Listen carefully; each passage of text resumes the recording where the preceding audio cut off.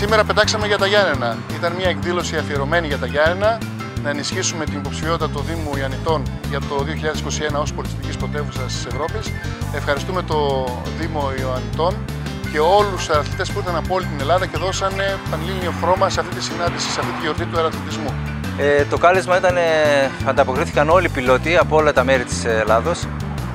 Ήταν πολύ καλή η πτήση, αν και δεν βοήθησαν πολύ οι συνθήκες, αλλά νομίζω ότι αν πραγματοποιείται κάθε χρόνο αυτή η διοργάνωση, θα έχει πολύ μεγάλη ανταπόκριση από πιλότους από όλη την Ελλάδα. Σταθήκαμε πάρα πολύ τυχεροί γιατί ήρθαμε στα Γιάννενα, σε ένα πάρα πολύ ωραίο βουνό, με πολύ τρομερές και εκπληκτικές δυνατότητες, με μια φανταστική λίμνη από κάτω που βλέποντάς την και μόνο παγώνει το βλέμμα σου.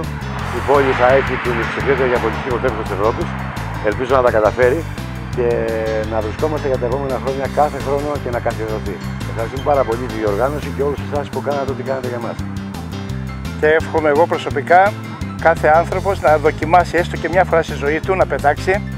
Είναι πραγματικά κάτι που δεν μπορεί να το σκεφτεί κάθε άνθρωπος. Είναι κάτι το απλησίαστο και γενικά είναι και καλύτερο, μπορώ να το πω, και από το σεξ. Πιστέψτε με, όσοι δεν έχουν κάνει.